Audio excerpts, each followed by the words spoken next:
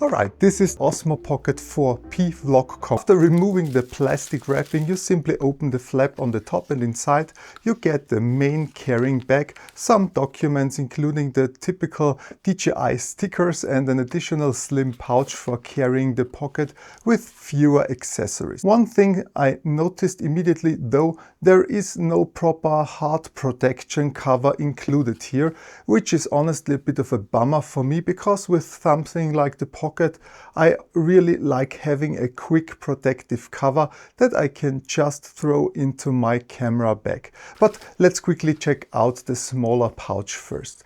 I like the design. The zipper is on top, the quality feels good, and inside you have a few compartments. I assume you can fit the Pocket 4P, your microphone, the FrameTap Remote and maybe one or two lens attachments. So this is basically the lightweight option when you don't want to carry the complete vlog combo. Now let's open the main bag because this should contain everything else. The bag itself feels very familiar if you've owned other DJI products before. Solid, practical Osmo branding on the side, carrying strap included. So let's unzip it. Okay, there is quite a lot of stuff in here and everything is wrapped in these milky plastic bags. I'm not sure if all that plastic is really necessary, but it is what it is. First up, the well-known extension handle. Except for the slightly different design on the front, it looks almost identical to the one from the Osmo Pocket 3. The USB-C port is now on the back instead of the bottom of the camera, but nothing new, and yeah, that's basically it. What is worth mentioning though, this is the only grip included. There is no battery handle like the one that came with the Pocket 3 Creator combo, and I would have liked to see that here as well. Okay, next item. This definitely wasn't inside my Pocket 3 package. This is the clip-on fill light. It's surprisingly lightweight, you can adjust the angle, and I'm always a little skeptical with lights this small because the obvious question is whether they are actually bright enough to make a difference. Well, I will try it in a minute and I will test it properly in a separate video. Next up, the mini tripod. This looks basically identical to the Pocket 3 version. Just to be aware that you need the extension grip attached to use it because the Pocket 4P itself doesn't have a 1/4 inch tripod thread on the bottom. Okay, this little thing here is the FrameTap, and honestly, this is one of the main reasons why I bought the vlog combo first. Basically, it's a tiny wireless touchscreen remote that gives you a live view and lets you control the Pocket 4P from a distance. DJI says it works from up to 25 meters away, although for the most stable connection, they recommend staying within around approximately 10 meters, I would say. Build quality looks really good and I already used it briefly while filming my Pocket 4P first impressions video. Even during those first tests, it was surprisingly useful, especially when you're filming yourself. Next we have a single DJI Mic Mini 2 transmitter together with accessories.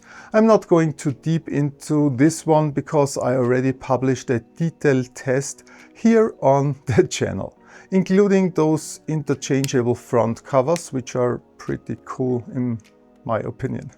But one thing is worth mentioning. DJI already sells the more capable Mic Mini 2S with internal recording and 32-bit float, so I think it's a little unfortunate that they didn't include that model here instead.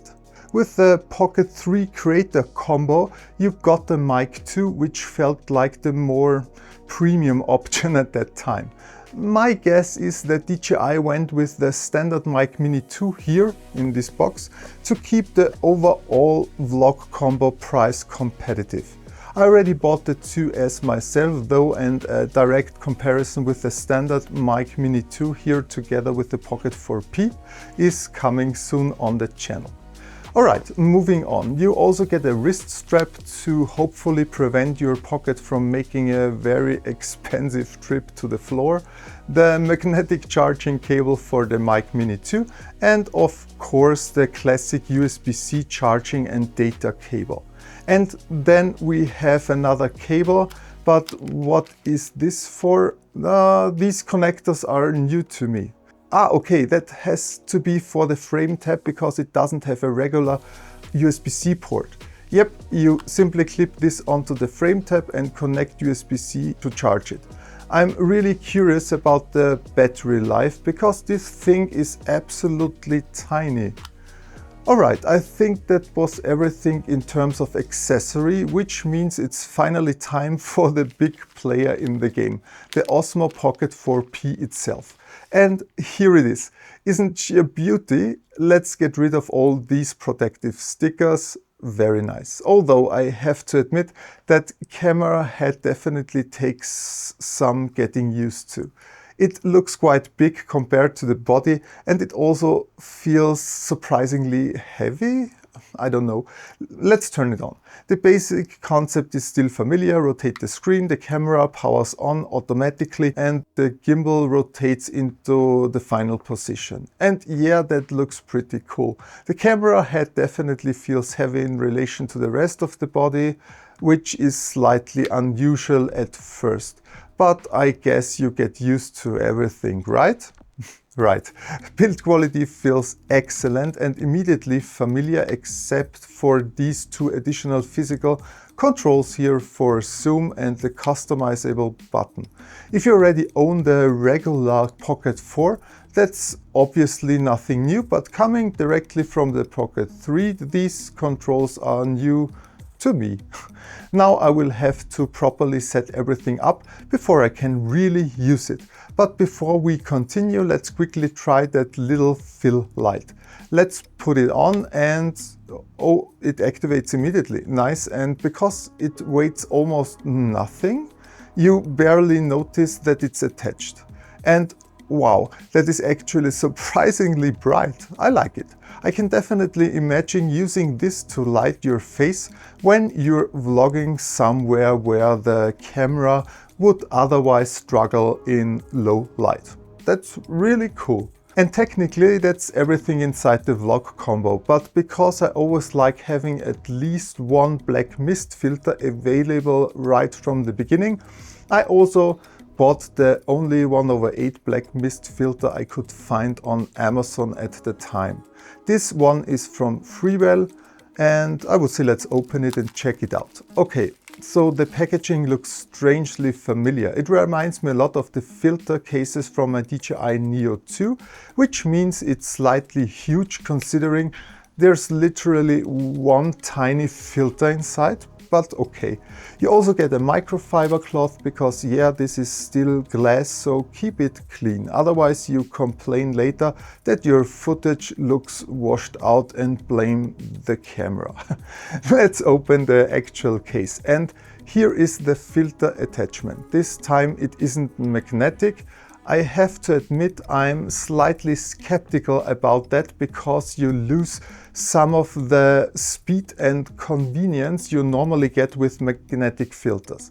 But the good thing is that one filter covers both lenses, so you can switch seamlessly between the 20mm wide angle camera and the 60mm telecamera without changing anything. So let's see how difficult it actually is to mount. First you have to twist off the original lens, and now you can see both actual lens underneath.